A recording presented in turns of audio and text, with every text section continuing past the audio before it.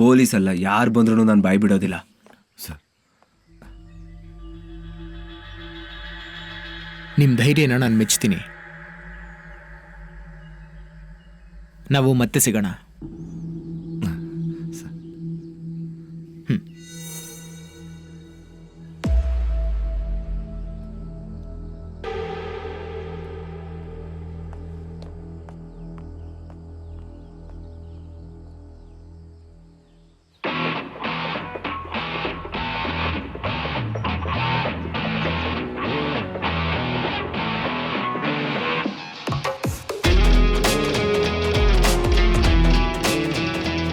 ಇಲ್ಲ ಸರ್, ನಾನು ಈ ಕೇಸ್ನ ಖಂಡಿತವಾಗ್ಲೂ ಫಿನಿಶ್ ಮಾಡ್ತೀನಿ.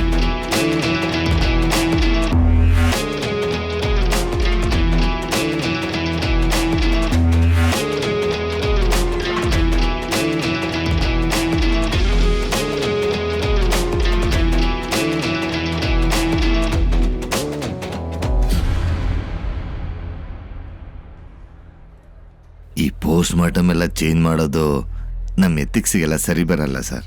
ಏನು ಎಥಿಕ್ಸ್ ಸರ್? ಎಲ್ಲ ಒಳ್ಳೇದಕ್ಕೆ ಅಲ್ವಾ? ಯಾರು ಒಳ್ಳೇದಕ್ಕೆ? ನಾನು ಅದನ್ನ ಚೇಂಜ್ ಮಾಡ್ತೀನಿ. ಇದರಿಂದ ನನ್ನ ಪ್ರಮೋಷನ್ಗೇನು ಧಕ್ಕೆ ಆಗಬಾರ್ದು ನೋಡಿ. ಏನು ನಡೆದ್ರು ಸರಿ, ಫುಲ್ ರಿಸ್ಕ್ನ ನಾನು ತಗೋತೀನಿ. ಗ್ಯಾರಂಟಿನಾ? 100%. ಯಾವ ತೊಂದರೆನೂ ಬರಲ್ಲ ತಾನೆ? ಯಾವ ತೊಂದರೆನೂ ಬರಲ್ಲ.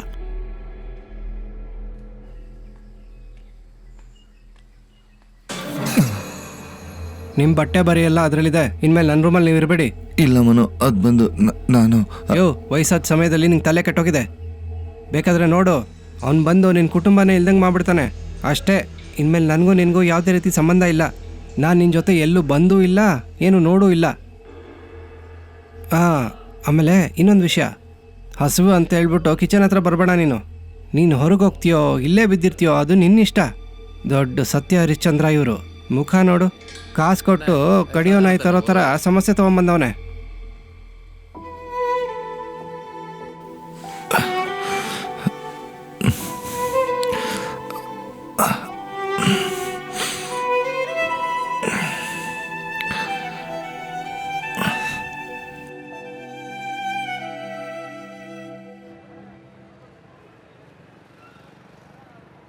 ಜಿನು, ಏನಾಯ್ತು?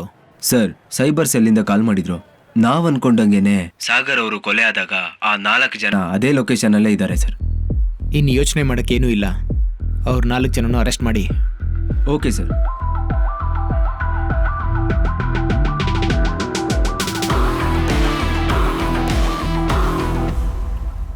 ಏನಕ್ಕೆ ಪೊಲೀಸ್ ಎಲ್ಲ ಬಂದಿದ್ದಾರೆ ಇಲ್ಲಿ? ಏನಾಗ್ತಿದೆ ಇಲ್ಲಿ? ಯಾಕೆ ಬಿಡ್ತಾ ಇಲ್ಲ? ಅರೆಸ್ಟ್ ಮಾಡ್ತಿದ್ದಾರಾ? ಏನ್ ಮಾಡಿದಾರೆ ಇವರು? ನಮ್ಗೆ ಗೊತ್ತಿಲ್ವಲ್ಲ.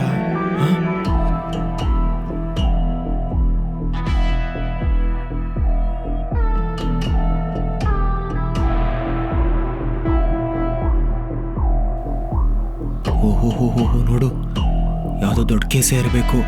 ಹೇಗೆ ಹೋಗ್ತಿದ್ದ ನೋಡೋನು.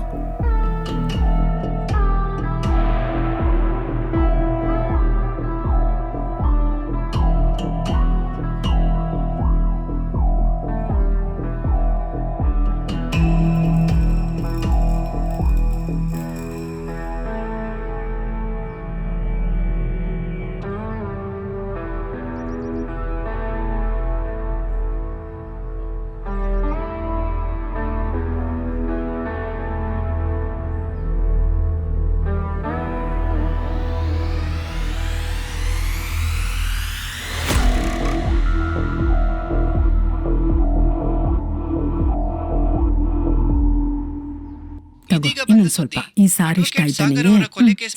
ಸಾಕಾ ಒಂದು ಮುಖ್ಯವಾದ ಮಗಳೇ? ಬೆಳವಣಿಗೆ ಇನ್ನೊಂದು ಸ್ವಲ್ಪ ಆಗಿದೆ. ಹಾಕ್ಲಾ? ಈ ಕೇಸನ್ನು ವಿಚಾರಣೆ ಮಾಡುತ್ತಿರುವಂತಹ ಜೇಮ್ಸ್ ಮತ್ತು ಅವರ ಸ್ಪೆಷಲ್ ಟೀಮು ಕೊಲೆ ಮಾಡಿದ ಆರೋಪಿಗಳನ್ನ ಹಿಡಿದಿದ್ದಾರೆ ಮತ್ತು ಆದಷ್ಟು ಬೇಗ ಅವರನ್ನ ಕೋರ್ಟ್ ನಲ್ಲಿ ಹಾಜರುಪಡಿಸಲಾಗುತ್ತೆ. ASP ಜೇಮ್ಸ್ ಅವರು ಕಡಿಮೆ ಸಮಯದಲ್ಲಿ ಆರೋಪಿಗಳನ್ನ ಹಿಡಿದಿರುವುದರಿಂದ DGP ಅವರು ಅವರನ್ನ ಹೊಗಳಿದ್ದಾರೆ.